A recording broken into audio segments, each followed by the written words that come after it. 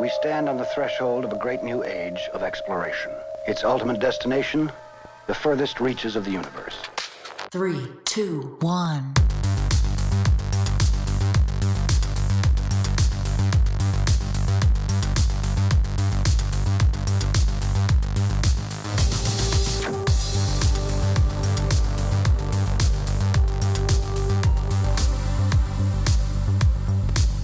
Good evening, everyone.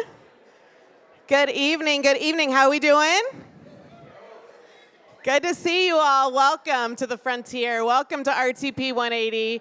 I know we're excited because this event has been at capacity for a while. And some last-minute tickets opened up, and then we were sold out again, and then some tickets opened up, and we were sold out again. So it's great to see you all. So, my name is Andrea Cash. As it says up there, I am your guest host tonight. I own Andrea Cash Creative in Durham. I help small businesses and nonprofits in the Triangle with communications and marketing. And I'm happy to be your fill-in host. Wade Minter, your regular host, is traveling. So we want to say safe travels to Wade, and you'll see him again next month for RTP 180. I want to thank RTI International on behalf of everyone here at the Frontier. Yes. They are our presenting sponsor. They make all of this possible. We are so grateful for that. A quick show of hands. Is this anyone's first time at RTP 180? Nice. Love to see that. Welcome. So let me tell you a little bit about how this works. We have 4 speakers tonight. They are each going to get about 5 minutes to come up and present. And we really try to stick with the 5 minutes just because we want to allow time for Q&A. We want to allow time for you to ask your questions. So following the 5-minute presentations per speaker, there is an immediate Q&A with that speaker. And how that works is you raise your hand, I run around and hand you the microphone so you can ask your question. And then there's a prize for that. Everyone who asks a question gets a cool pint glass. So there's something in it for you. Be thinking of your questions. I want to encourage you to connect with us on social media. Tweet or it didn't happen, right? So share our speaker's wisdom for the greater good. The hashtag is RTP180. And also be sure to tag us. Our handle is FrontierRTP. And I want to remind you that the Frontier has been a home for creative freelancers and startups and STEM professionals and emerging companies since 2015. This multi-building campus offers free co-working and meeting rooms, encouraging collaboration, as well as private offices and wet lab space where entrepreneurs and startups can grow. In addition to the everyday co-working activities, the Frontier hosts special events like this one, happy hours, yoga, tons of pop-up events. So you want to be sure to check out the full calendar at rtp.org. The mission, of course, is to make the Frontier a community rather than just a place where people come to work. So we're going to get to RTP 180 if everyone's ready. Yeah? Neuroscience on deck. So he is an associate professor of chemical and biomolecular engineering at NC State University. His group engineers cellular and molecular platforms to understand how information is stored and accessed in biological systems. Please welcome our first speaker, Dr. Albert Kyung.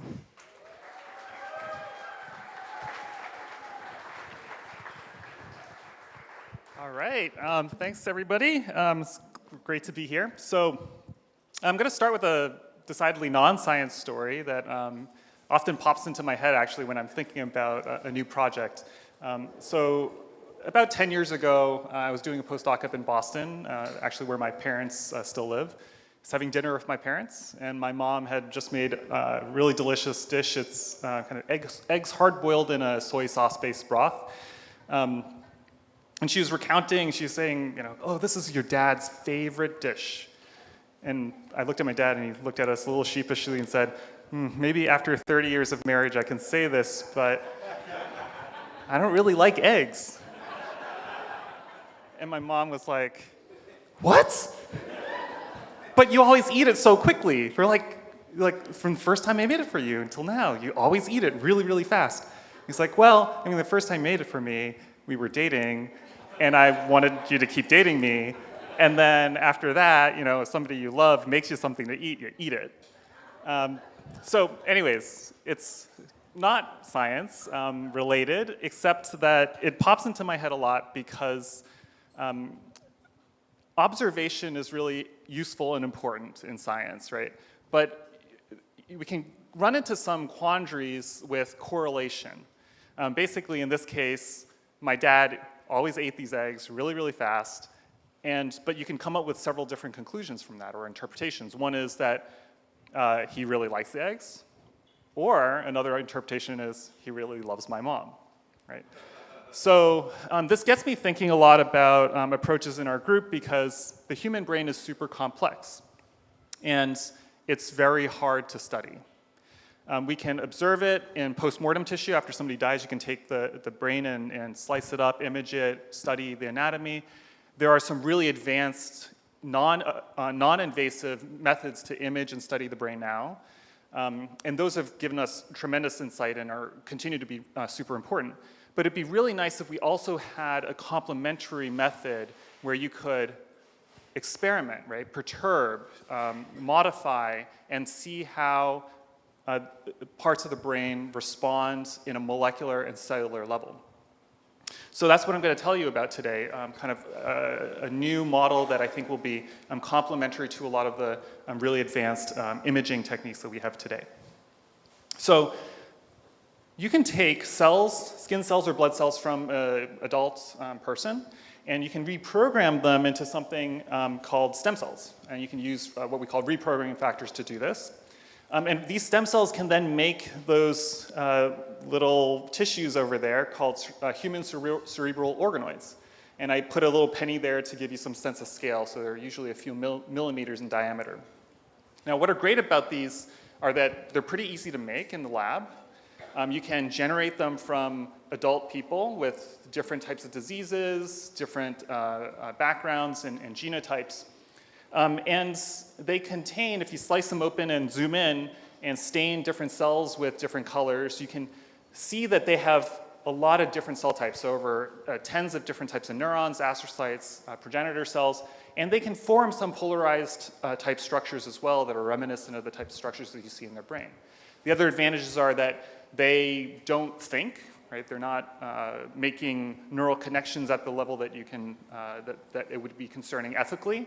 And so you can really use these models as experimental systems to perturb and study how they react. So I'm just going to give you a few different examples of different types of perturbations that you can do with these and what you can learn from them. So actually this is a project that an undergraduate and a PhD student in the group collaborated on, and the undergrad really liked kind of mechanical things, and so she asked, well, what happens, are your brain cells and tissues sensitive to mechanical perturbations? Oftentimes when we think about biology, we think about soluble factors and things floating in solution, but we're physical creatures, right, and we experience forces. And so she created these microwells out of these hydrogels, and then she and Delara forced these organoids to grow inside of them in different shapes. And what they actually found was that if you grow them in shapes that have more constraints, more kind of points of indentation and strain, these organoids will have cells in them that are biased towards turning into one type of neuron over a different type of neuron. Another graduate student was interested in substance abuse disorders, addiction. And so he asked, well, could these organoid models tell us, or at least recapitulate some properties of addiction that we know exist in rodent models, for example. And so what he did here was he took some organoids, he exposed them to dopamine, which is the neurotransmitter that is regulated by cocaine predominantly. And he would expose one batch of organoids to an acute dose, so one single dose of dopamine. And he saw several hundred different genes turn up and down on basically change in their levels in these organoids. And then he also exposed a different set of organoids to dopamine, but in a repeated fashion, chronically over a week. And what he found was that if you do it chronically, the number of genes that respond to dopamine decrease. This is called gene desensitization, and it actually kind of mirrors in a kind of macro scale level, what you might expect to see in a model of addiction, right? If you continue to take a drug of abuse, then you might see your response to it decrease over time.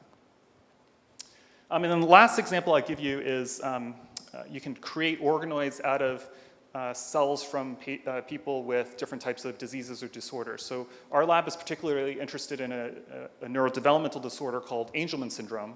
And it occurs in about 1 in 15,000 children. And in that disorder, UBE3A is a protein that's lost in neurons in the brain. And so you can see that on the top left where the red staining is very dim. Over at UNC Chapel Hill several years ago, they actually discovered some chemical compounds that could turn up that level of the protein. It's called indotecan here on the bottom. And so we asked, could these organoids be used to screen or test potential therapeutics, things that could turn back up this gene that's lost in kids with Angelman?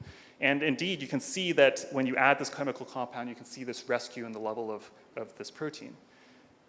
The neurons in these organoids are also electrophysiologically active, so they're firing action potentials. And in patients with Angelman, these are hyperactive, and you can see a lot of, it's kind of like an EKG signal, if you guys are familiar with that. So you can see a lot of hyperactive spiking in these types of neurons, in these organoids, and if you add this chemical compound, you can basically calm that down. So to kind of bring this back 180, the human brain is very challenging to study. I think what we really need is we need all of those powerful imaging and non-invasive techniques, and we need to continue advancing those. And it would be really nice if we have these complementary models that we can also probe at the molecular and cellular level. And with that, thank you for your time. Happy to take any questions.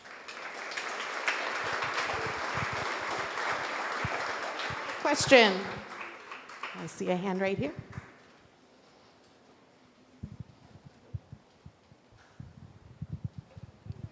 You talked about the chronic effect of I guess the more it's exposed to something, the less effect it has. Can you talk about how that plays into changing habits? If you think about from a pain perspective, right, there's TENS machines that send electrical signals to the brain to kind of overwhelm the brain so it doesn't think about the pain anymore. How does that relate to changing habits? Yeah, so in this case, we were specifically looking at organoids that kind of model the reward center, so the striatal areas of the brain. And what happens in the case of cocaine, for example, is that you basically get too much dopamine. And the cells have certain certain kind of gene responses that they'll have in response to normal levels of dopamine. But if you have too much dopamine due to cocaine, those responses get tamped down over time. And so you need more dopamine or more cocaine in order to get that same level of response. So that's part of the addictive aspect of it. But fundamentally, you're actually changing kind of the threshold at which your neurons are responding.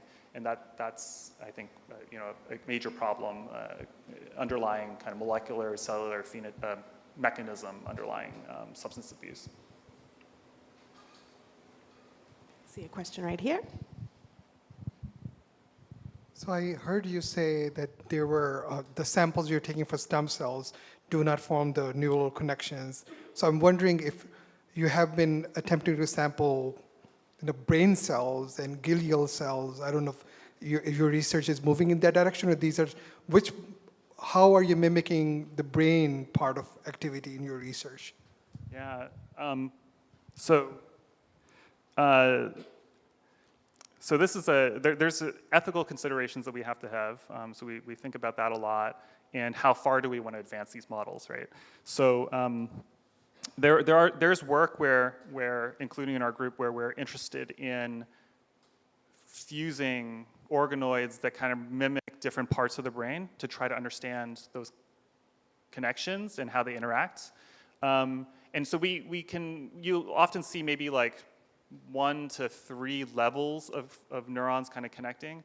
But these things have, 1 million, 10 million cells. The human brain has 100 billion, so over 3 orders of magnitude difference. So we can't ever recapitulate, the complexity of the human brain, but we can start to, I think what we can use these things for is to study kind of levels of 1, 2, 3 connections, neural connections, but not, the level that really you need to study like true behavior. Yeah. So there's definitely limits to what you can do with this. I see 2 questions. We'll get to you both. First one right here. Yeah, so in the case of addiction, different brain regions are differentially impacted by drugs of abuse. So do you have the ability to differentiate these stem cells into neurons that would be present in different brain regions? Yeah. So there are different types of organoids. So you can make forebrain organoids, midbrain, hindbrain, dorsal, ventral, like organoids. So you can do that. The other thing you can do with a lot of the upcoming recent omics technologies that you can actually study. You can take these organoids, and they contain about 30 different types of neurons actually in them, many different subtypes of neurons. And there are methods where you can study the gene expression of individual cells. And you can do that for hundreds of thousands of cells. And so we actually have, we've done that with cocaine, with morphine, with a few other compounds to study how individual different subtypes of neurons respond differently to drugs of abuse. Last question right here in the front. Hello. So I'm curious if you've studied brain development, considering the work that you were talking about regarding the organoids and how physical stress can change differentiation, alongside, say, using some chemicals.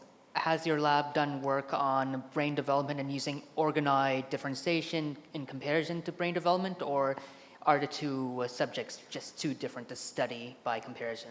Actually, that's a great question because development is actually, neurodevelopment is probably the best aspect of human biology that these models model, right, can capture, because they tend to capture earlier stages of development rather than adult, right? So a lot of the addiction work that we're doing, it's hard to translate that directly because they're not as mature neurons as they are in the adult brain.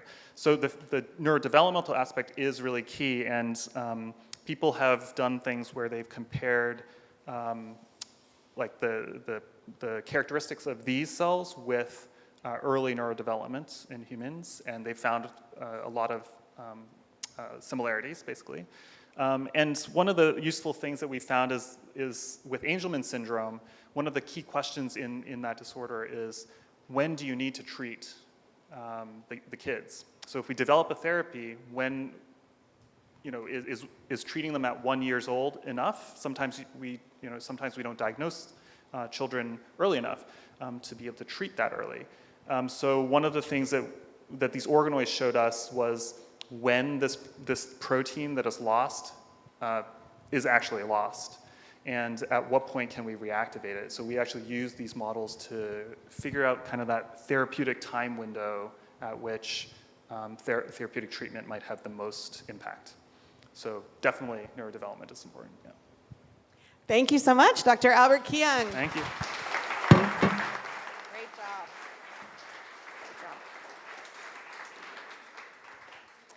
Okay, let's get to our next speaker. She is a professor of medicine and the director of the Duke Center for the Study of Aging and Human Development, aka the Duke Aging Center.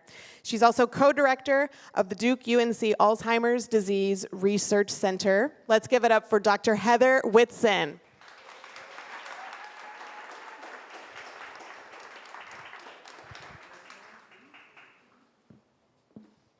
Hi, good evening.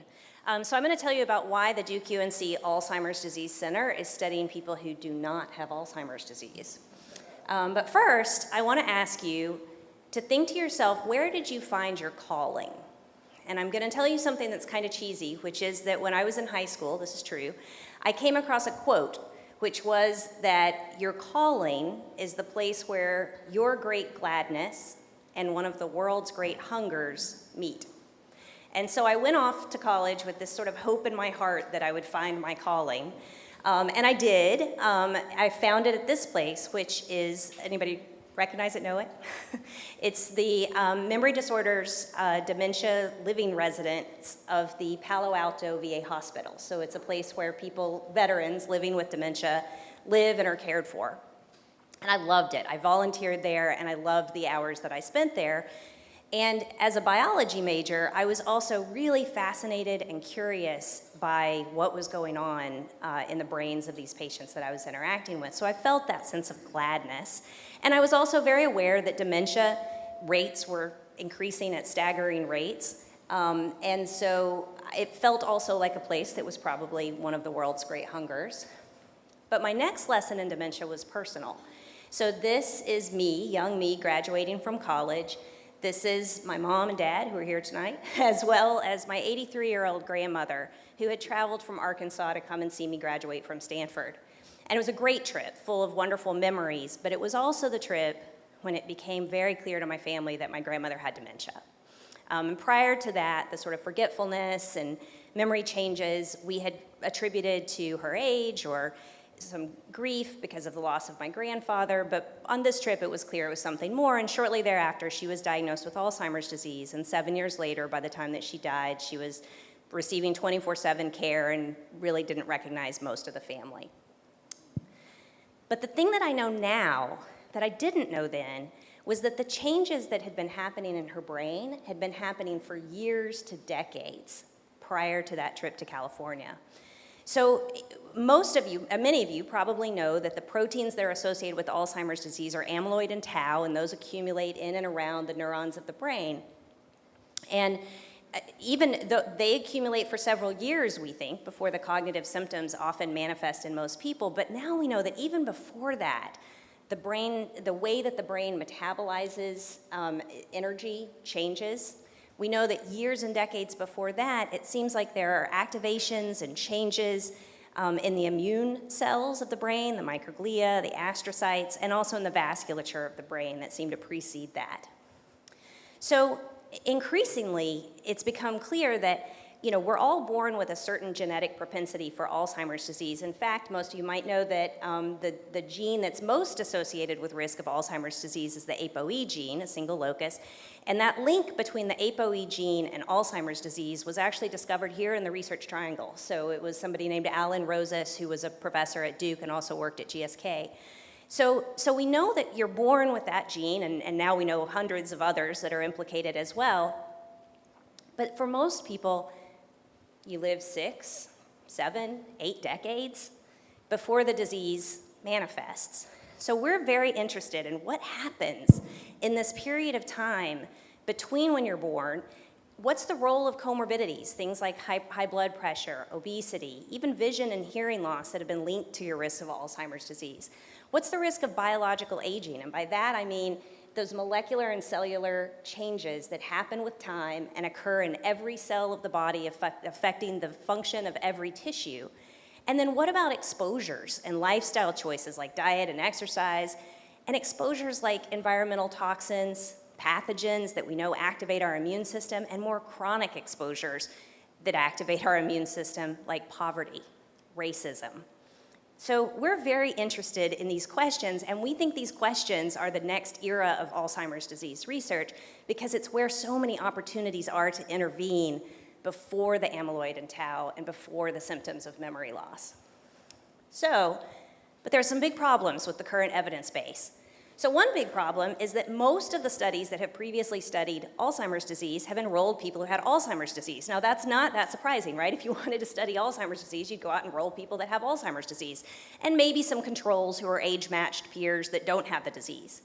But the problem is that study population misses those opportunities to understand what's going on with the disease in the years before it's obvious that the person has it. And most of the studies on Alzheimer's disease have enrolled people who were highly educated, socioeconomically advantaged, and white. And in fact, of the landmark clinical trials lately that have been in studying and giving to people drugs that are possibly beneficial for Alzheimer's disease, 96% of the study population has been non-Hispanic white. That's pretty disgraceful when we think about the fact that Black and Latino populations in America actually bear a disproportionate burden of the disease, higher prevalence rates. So in the Duke UNC Alzheimer's Disease Center, we want to study Alzheimer's disease in new ways. One thing that we want to do is to recruit a population of our own and also to conduct and support research that is inclusive of all of us and representative of the diversity of our state. We also want to enroll people who are younger people who don't yet have Alzheimer's disease but have a family history of it. So we're a big center. We were just funded by the NIH. We received designation as a federally funded center. Today, it's actually to the date, this is our 1-year anniversary, so happy birthday to us. Thank you. And we're a lucky state because we're actually, Wake Forest has one too. So now we have Duke, UNC, and Wake Forest together. We have 2 funded Alzheimer's disease research centers. We are big. I run this center with my co-director at UNC, who is Gwen Garden. She's a neurologist, the chair of neurology there, and we also represent dozens of faculty researchers at Duke, UNC Chapel Hill, and our 3 partner schools, which are NCCU, North Carolina Central University, ECU, and UNC Pembroke. Our goal is to provide the NIH, which receives data from all of these funded centers across the country. Our goal is to provide data that is different than the other data that they're getting from some of the other centers. We want people who are younger and more diverse. We are specifically focused on Black communities in North Carolina, Native American and or American Indian, particularly the Lumbee tribe, and people from rural North Carolina. All of these groups very underrepresented. We're recruiting people as young as age 25, and at age 45, we start following people every year to let them know more information about their risk of Alzheimer's disease, and if in fact they may be showing some early symptoms of it, and also so that we can start understanding when that happens. We're particularly interested in perimenopausal women, since that's one of those metabolic changes that has been associated with some of those changes that may precede the disease. And we're collecting a lot of novel biomarkers to try to understand more about the disease. We're shooting for 500 people in the first 5 years. We currently have 84. Not bad for a pandemic year. So we are also sort of taking the show on the road, as it were. We're going out into eastern North Carolina, our catchment area.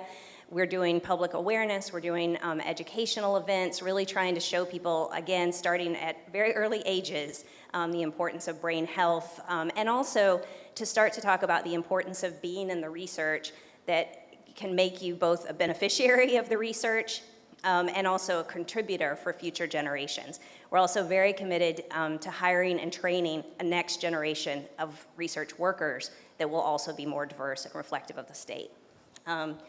So I will say that I am delighted to have found my calling, and even more delighted to now work in a center where I think for most of us, it's way more than a job. It's a calling to protect brain health. Thank you. Thank you, Dr. Whitson. Questions? Oh, I see a lot of hands over here. Okay. We'll start right here. Hi, so I was just wondering if there were any ethical dilemmas with having people that don't show any signs of Alzheimer's in the studies, where maybe they might not want to know that they are at risk of Alzheimer's, and the ethical dilemma of you figuring out that potentially they have a risk of Alzheimer's. Do you tell them or do you not tell them, depending on what they want, and that dilemma basically. Yeah, thanks for that. That's a great question about the ethical concerns of letting people know their risk of Alzheimer's disease when right now we don't have a cure to offer. And so it is an opt-in. People can tell us whether they want to know or they don't want to know. And in the old days of Alzheimer's disease research, it used to be sort of the recommended thing that you didn't tell people, partly because the thinking was that telling people might change their behavior on the cognitive exams and things like that. We feel quite the opposite, that if people are going to be in our study, they've partnered with us. If they want to know, they can know anything that we know. But you're right, some people choose not to know. But I think in the days of 23andMe and Ancestry.com, a lot of us are getting a lot of information about our health. So, yeah. Thank you. I really appreciate your talk and input. Has your research showed that dementia and Alzheimer's is hereditary? Yeah, so there's certainly a family connection. Both we know certain genes that are associated with the risk of Alzheimer's disease, and then even aside from genetics, there is also people who don't have some of those known genetic factors. It still seems if you have family members that had Alzheimer's disease or other related dementias, there's a higher risk, and we don't know if some of that has to do with maybe like early life exposures. But there are certainly genes as well that are connected. One more question right here. Hi, so how early does the amyloid plaque buildup starts, and how soon do you have to start the intervention in order to deter or alert or stop dementia or Alzheimer's disease? Yeah, I think the question was how early do you have to start to stop the disease? So we don't have any proven therapies yet. It's actually Alzheimer's disease is the only one of the top 10 diseases in this country associated with death that doesn't have a proven prevention or cure. But what we think is that if we are likely to find interventions, it's probably like I said, years to decades before the person develops symptoms. Now there's the trick. Not everybody develops symptoms at the same time. Because we think that it's so heterogeneous what people experience through their lifetime that contributes to opening the door to this disease. So the way that I think of it is you're born with some sort of genetic propensity, but clearly throughout the lifespan. So for example, if you're exposed to additional stressors that cause a lot of activation in your immune system, if your gut microbiome changes because of changes in diet, there's increasing evidence that it changes this sort of gut-brain axis and signals to the brain and the nutrients that the brain has to metabolize, which then also affect its ability to clear or produce amyloid. So there are so many things that affect the development of this disease that I think we've long given up the idea that there is like a single smoking gun cause, so the good news is that means you can start as early as you want to. You're probably preventing it right now if you make a healthy choice. Thank you so much. I know we're a little bit out of time, but thank you. Fascinating.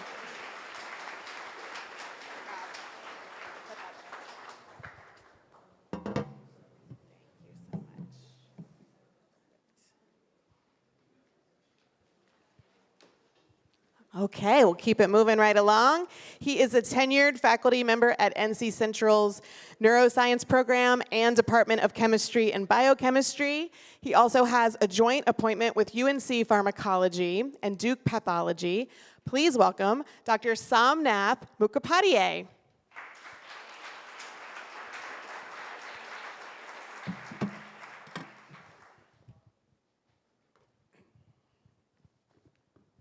Good evening. So my postdoc was supposed to give the talk. He got ill, so that's why he is. No, seriously, this is me. This is me. And Alicia put this picture, but I keep this picture floating around the social media just to remind my wife time to time, please don't stress me. I lost this. I lost all of it. Okay, just to keep it. So I actually going to talk to you about something that you all are consuming right now here. So don't blame me. I will give you a solution too.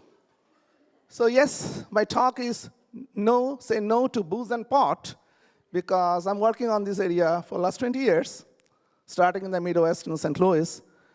But in the Central Campus or even Chapel Hill, everybody knows my lab as a booze and pot lab. So students are initially very interested to join my lab every year. And I'm saying no, but let me get into that, what it is all about. We know all about that recently, or for the last 30 years, in the university campuses and all around, the people are consuming. Our adolescents, college goers, are consuming alcohol and cannabinoid that we call the pot in different ways. So the question is that there are a lot of studies has been done with the adult, But my group is particularly interested to know when you are consuming cannabinoid that we call the pot or marijuana and alcohol together, even at the subthreshold level, over the weekend, at your adolescence, what happens to your brain? And whether that effect sustained. So we developed a model that we call the cannabinoid receptor agonist. This is the antagonist, and I will not go into the details. Basically, this is we call the AIE, adolescence intermittent ethanol and adolescence intermittent cannabinoid.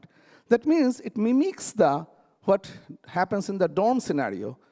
So basically, people consume 2 days, then couple of days gap, then again 2 days. So we developed this model in the animal, and these are the animal's date, adolescence period. We gave them 2 days on, 2 days off for at least 1, 2, 3, 4, 5, 6, 11 doses. And then we did some behavioral study. And then we kept them to grow all the way to the adulthood, and again did the behavioral study. And these behavioral studies are related to some learning and memory behavior. And you will see yourself that what happens here, and then we try to find out by sacrificing them to see, can we find out what happens in their brain? So basically we are asking this question, that whether this AIE or AIC alone or in combination cause any effect in the adult brain, or whether this treatment changes their behavior in the hippocampus area, that is the regions of the brain that controls our memory, and whether this effect persists during the adulthood, and if there is any cure or there is any hope that we can still drink but will not lost our memory.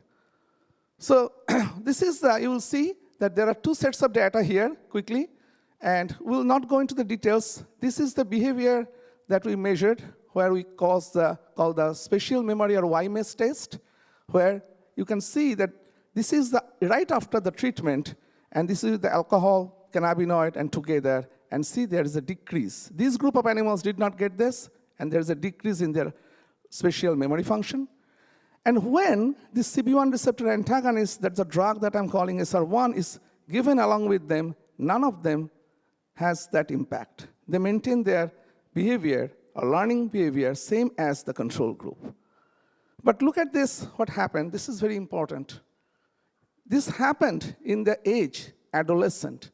And this is equivalent to you drink around when you are 21 to 25, and then when you reach your adulthood, then also, sorry, not 21 to 25, say 18 to 21, and then when you reach your complete adulthood, that effect persists. This is very alarming. We all have done a lot of things, good things, bad things during our college life, but this combination really has a persistent effect. So we did another type of test, what we call the novel object recognition, which is a part of the cognition, and see all of this going down. But when we have this drug along with it, this blocks this effect. And again, same thing. The same test remain during the adulthood. And then with this drug, this effect can be prevented. So then we sack the animals and trying to see whether that impacts the brain. This is the area of the brain where new neurons are formed. So look at this. This is the cannabinoid, and this is the drug. Marijuana causes the decrease in the new neuron formation. That we fancy term is neurogenesis. With the drug, it gets blocked. With ethanol, does the same thing, or alcohol treatment. Combination does the same thing. So this drug is really giving us a hope that it can be prevented. And we measured a couple of the cell proliferation to measure whether the brain cells, different types of brain cells, growth is basically affected by this marijuana or alcohol, and whether this drug can prevent that. And we showed that yes, this can be prevented. Combination treatment, same thing. Then we looked into something fancy we call the cell death. This is an enzyme assay. We call it ClipCaspase-3. And as you can see here, again, the same way, all of this increase the cell death in the brain, and this particular drug, when present with this alcohol or marijuana, they can prevent that effect. So based on all this, we come up with a kind of model that alcohol, and it has been proven by others, release there is a group of compound that we call endocannabinoid in the brain that binds to this marijuana receptor that is present in the brain, and then it actually increases several inflammatory factor or immune factors in the brain to prevent this new neuron formation. And we can prevent that with this CB1 receptor antagonist. And we are still working on it, looking into the safety part of this thing, in particular this model. But when you have a decrease in the neurogenesis, you may have loss in the integration and alteration of the existing brain circuit and the synapse formation, which may lead to long-term learning and memory impairment. So I'm saying, have this information, ask your college goers not to drink and smoke pot simultaneously, if possible, or to avoid. But there is a hope coming in the horizon. And I hope someday I will be able to stand here and say, drink, but drink along with this drug. Thank you.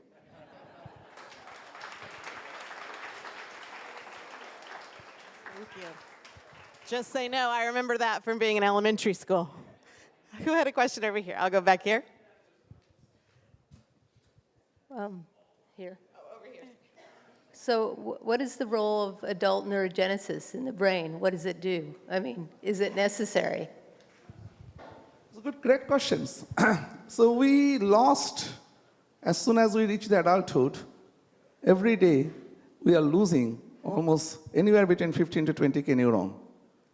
And it increases with the stress, different factors, when you are writing the grant, or when you forget your wife's birthday, all those stress increases.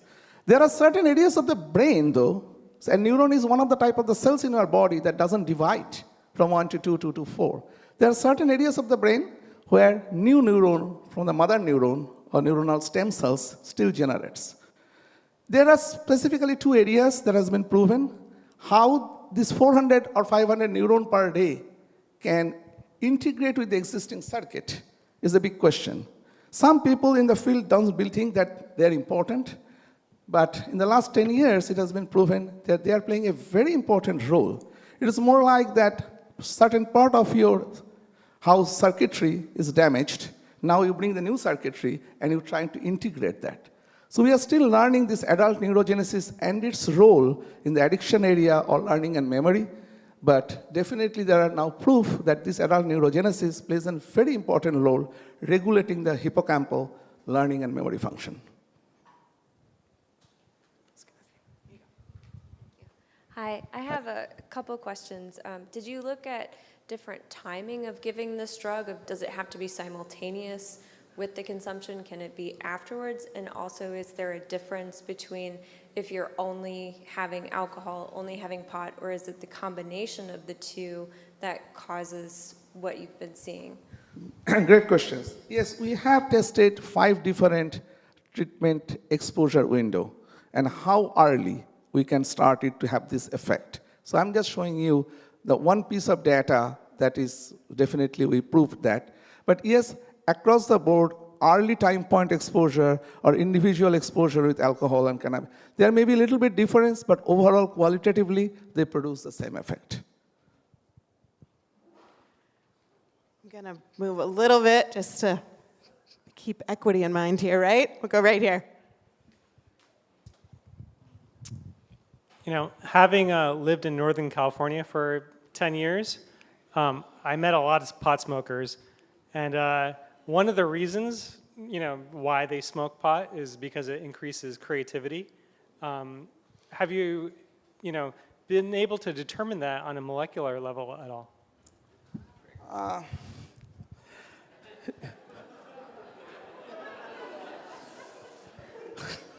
I don't know why you guys are laughing. I know why I'm laughing. The answer is, sir, to me at this point as a scientist standing here, it increases some of the neurotrophic factor, no doubt in it. And some people went to a long extent to prove those neurotrophic factor like BDNF, brain-derived neurotrophic factor, for example. They are released from the brain after the marijuana pot. Yes, first 4 hours increases. There is no direct proof that that will increase your creativity.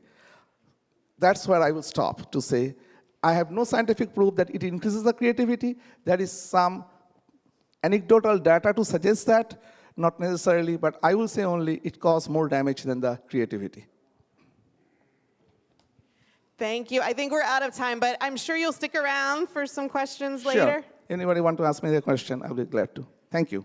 Round of applause one more time. Thank you.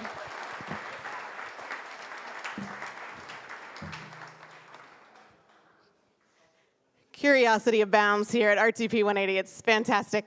Okay, let's get to our final speaker. He has always marveled at the abilities of the nervous system. His current company, Dignified Therapeutics, where he is Chief Scientific Officer, is focused on bladder, bowel, and sexual dysfunction associated with neurological disorders. Let's welcome Dr. Carl Thor.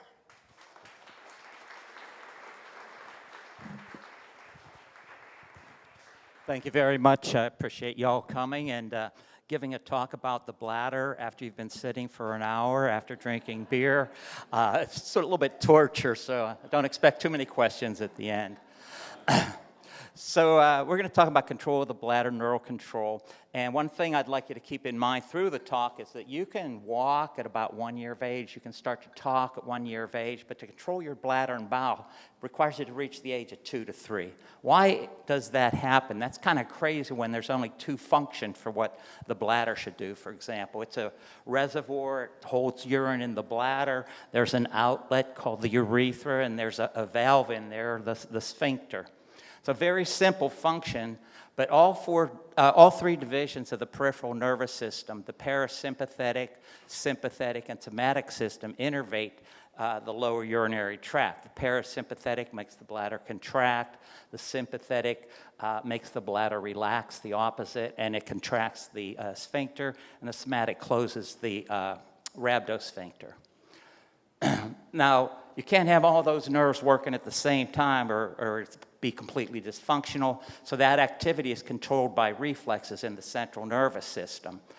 So you have these storage reflexes that as the bladder starts to stretch, the afferent fibers start to respond and they activate sympathetic neurons to release norepinephrine to cause beta-3 activation, which causes relaxation of the bladder smooth muscle.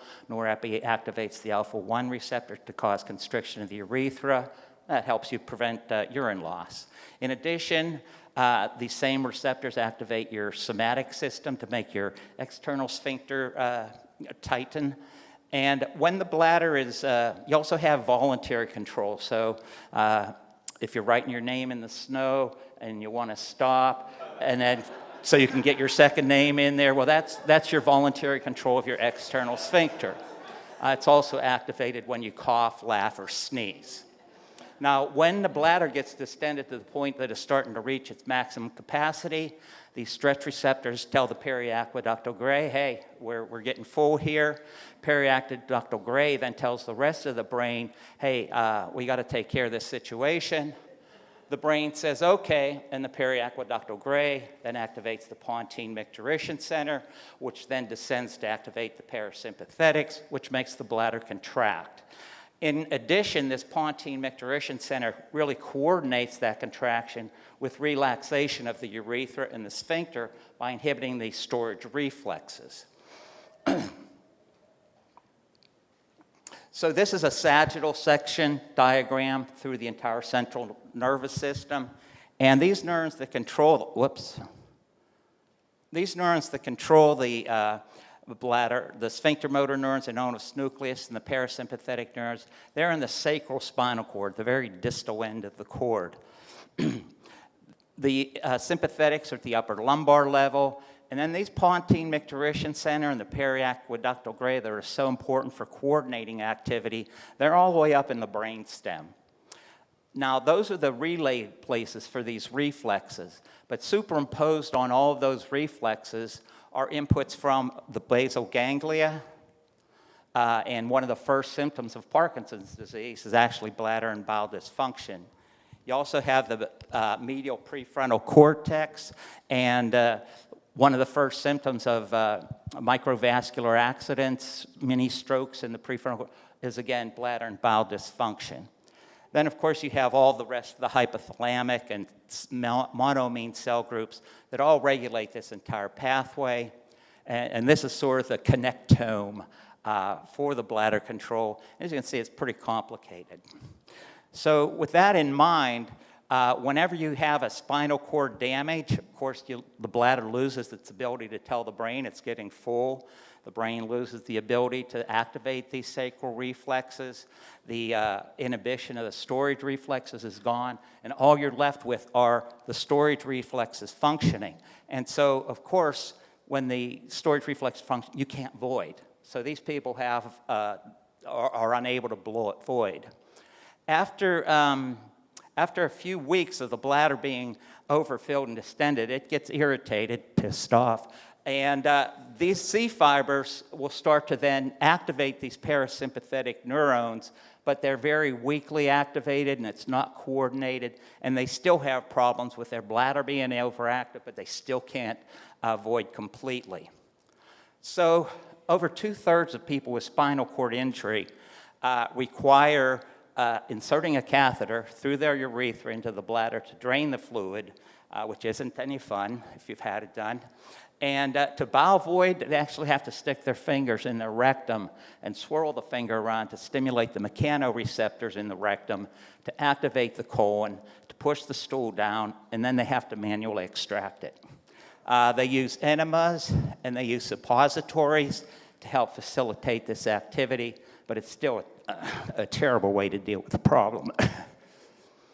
So our mission at Dignify is to restore this voluntary control for people with neurological diseases, diabetic neuropathy, and the elderly. And what we're developing we have 2 programs at the moment that are getting pretty close to clinical trials. We just got a grant for the sublingual tablet to go into phase 1 trials. And we also have a suppository program with a different mechanism of action. And both of these drugs, you take them within 5 minutes, you void, and within 10 minutes, the drugs are completely gone from the system. And so that's what we're trying to do, and I appreciate your patience, and if you have to hit the men's room or the ladies' room, feel free. Thank you very much.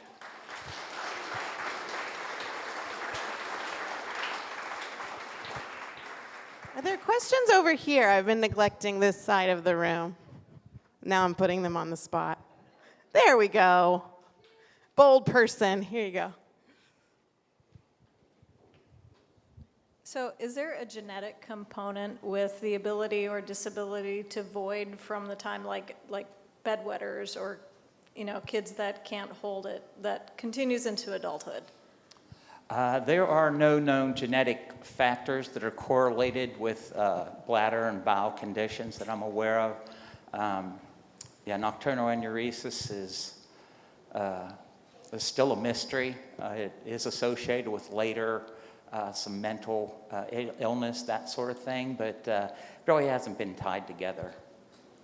I'm going to go down here.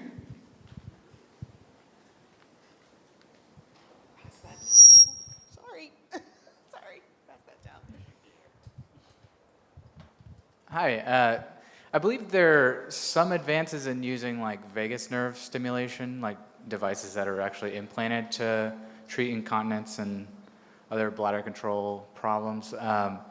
How would you compare the pros and cons between those 2 solutions, both the vagus nerve stimulation and the one that you're discussing here? Yeah, the vagus nerve stimulation is a really remarkable depression, epilepsy, obesity, but it's not used for the bladder. What we use for neuromodulation of the bladder is sacral neurostimulation. So they stick an electrode through the sacral foramen at the S3 level and implant a stimulator. And that helps a lot, but it doesn't completely eliminate the incontinence. And someone who has no voluntary control over when they want to urinate, it doesn't provide them with an on-demand mechanism for them to void when they want to. So it's definitely a step in the right direction. One of our products is actually a neuromodulation device for the pudendal nerve. But I'm not talking about that today.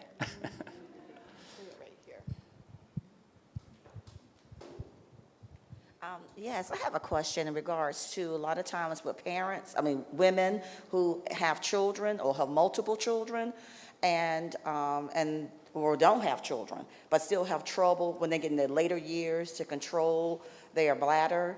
So is there anything they can do at that point, or has the damage been done and there's nothing that we could actually do to help prevent, if you sneeze or cough and you're still wet? Right. So the conservative treatments are Kegel exercises, general exercises to strengthen your pelvic floor muscles. That helps a bit. Not smoking reduces your coughing. Obesity, losing weight makes it less likely. My first drug on the market was actually for stress urinary incontinence. That's the next level up. It's not approved for that in the U.S., but 51 other countries internationally it is. And then this neuromodulation device I was telling you about should help with stress incontinence. So at the moment, I think exercises of the pelvic floor, behavioral feedback therapy, that's where you want to start. One more question. So I'm not sure how to phrase this question, but there was a few years ago I was taking Oxycontin for medical reasons, and it really constipated me. And the only solution was pills and whatever to address, I guess, the physical symptoms of constipation. I'm wondering, okay, so this is kind of like with the brain and the physical and whatnot. What is the connection between Oxycontin, the drug, and constipation, and what do you see on the horizon? Is there anything that will help a person in this situation? Yes, so Oxycontin also causes urinary retention. That works in the central nervous system at both the spinal cord level and up at that periaqueductal gray, which is important for pain, which is where morphine works. So that's part of it. And again, the GI tract also uses those same regions of the brain. So they're being affected there. But more importantly for the GI tract is that the peristalsis that you have that gradually moves, you need this relaxation and then a contraction. And the morphine blocks that relaxation of the anterior portion of the GI tract to allow it to accept what's coming down the tube. In regards to therapies, there are now some peripherally restricted opiate antagonists like methyl naltrexone. And so they seem to work fairly well at the moment. And again, diet and all those other things are important. Thank you so much, Dr. Carl Thor. Thank you. Great work, great work.